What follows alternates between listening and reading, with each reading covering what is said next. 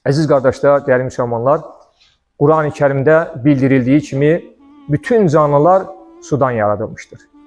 Bütün məxluqat yaşamını davam etdirə bilmək üçün suya möhtacdır. İnsanı bir damla sudan yaradan Uca Allah suyu eyni zamanda insanlara bir təmizləyici vasitə qılmışdır. Torpaq, onun üzərində yetişən bitkilər və bütün canlılar öz quruluşunu qoruyub saxlaya bilmək üçün suya möhtacdır. Uca Allah bu həqiqəti bir neçə ayədə ifadə edir. Rəbbimiz ayədə buyurur ki, onun qüdrət əlamətlərindən biri də odur ki, sən torpağı qupquru görürsən, biz ora yağış yağdırdığımız zaman o hərəkətə gələr, qabarar və canlanar. Digər ayələrdə suyun müəyyən bir ölçüdə, müəyyən qədərlə endirildiyi bildirilir. Bütün bunların ilahi qüdrət sayəsində baş verdiyi bildirilir. Uca Allah ayədə buyurur ki, əgər suyu yerin dibinə çəkilsə, onu axar su kimi kim sizə geri verə bilər? Bütün bunlar onu göstərir ki, su insan üçün çox önəmli bir nemətdir, təbiət üçün çox önəmli bir nemətdir və bu su qarşısında bizim böyük bir məsuliyyətimiz vardır.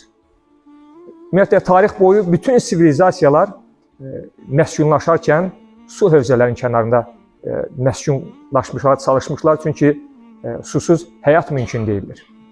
İlahi qədər olaraq torpaqlarımız suyun bol olduğu yerdədir və bu da bizi bəlkə də biraz məsuliyyətsiz davranmağımıza səbəb edir. Suyun israfına yol veririk. Hansı ki, elə ərazilər vardır ki, insanlar suyu əldə etmək üçün saatlarla məsafə qət edirlər. Su demək tükənən bir nemətdir. Alimlər hesablayırlar ki, yer üzərində olan bütün suyun, içməli su sadəcə olaraq 2,5%-dir. Yerdə qalan 97,5% su isə dənizlərin, okeanların, yəni şor suların payına düşür.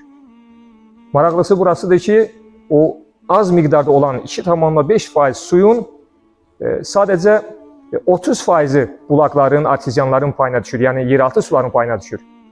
Qalan 70% isə buzlaqlarda qütb örtüşlərinin payına düşür ki, orada insanın əli çatması çox çətindir. Deməli, bizə bütün bunlar nəyi göstərir? Su həqiqətən də çox dəyərli nemətdir, su tükənən bir nemətdir və üzərimizdə böyük bir məsuliyyət vardır. Peyğəmbərimiz sallallahu aleyhi və səlləm hədislərdə suya qarşı qənaətlə istifadə etməyimizi, suyu qorumağımızı bildirir. Məsələn, Cabir bin Abdullah radiyallahu anhdan rəvayət olunan bir hədisdə Allah Rasulü sallallahu aleyhi və səlləm buyurur ki, qablarınızın üzərini örtün, su tuluğunuzu ağzını möhkəm bağlayın.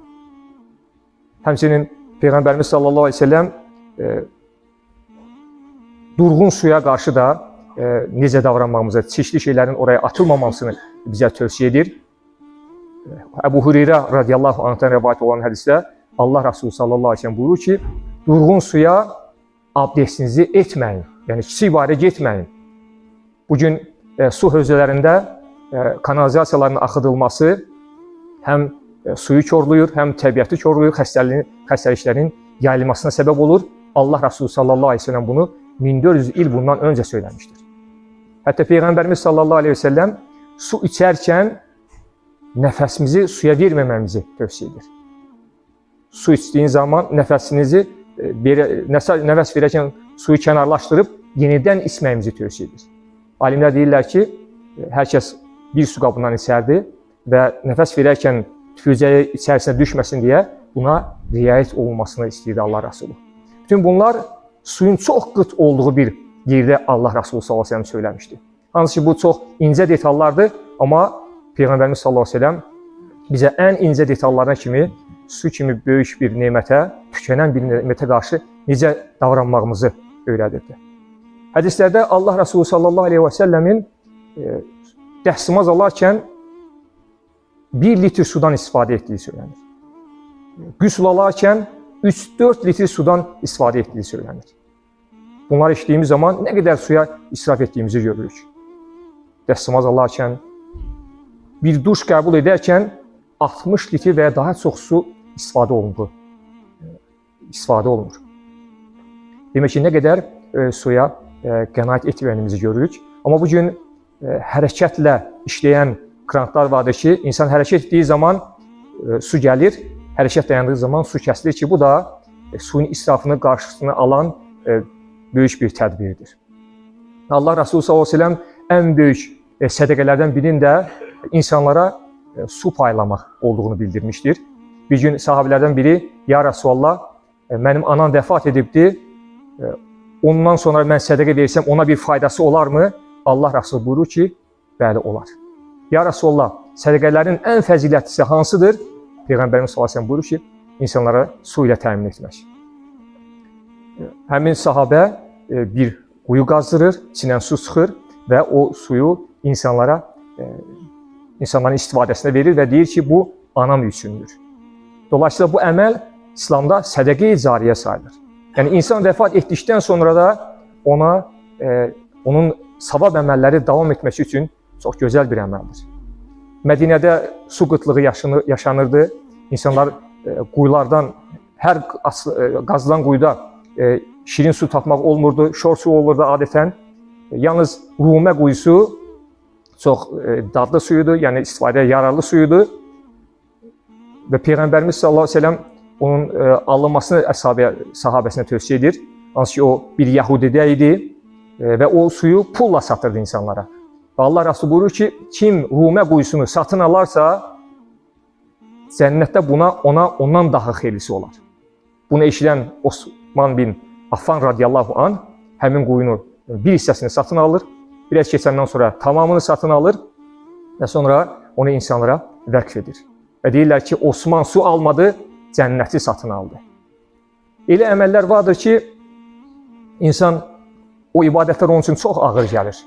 Və bu ibadətləri yerinə Allah Resulü ona insanlara su ilə təmin etməyi tövsiyə edir.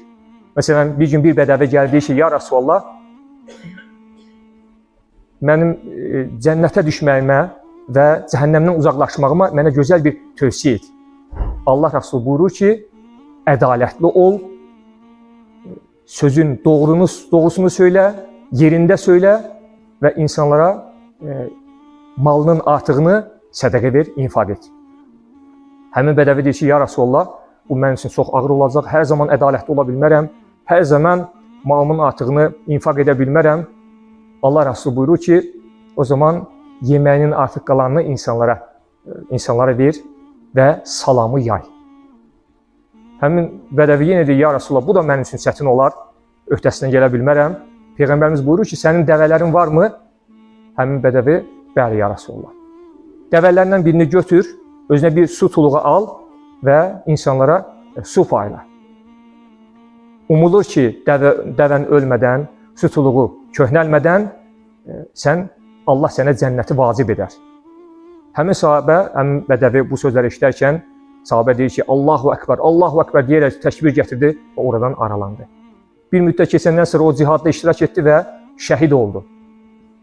Demək ki, insan bəzən ağır ibadətlərin yerinə yetirə bilmədikdə Allah Resulü ona belə bir gözəl bir tövsiyə edir və bu insanlara su paylamaqla o ağır ibadətlərdən qurtularaq eyni zamanda cənnətə yaxınlaşmış olur. Demək, dini vəzifələrimizi yerinə yetirərkən də su bizim üçün çox önəmli bir nemətdir.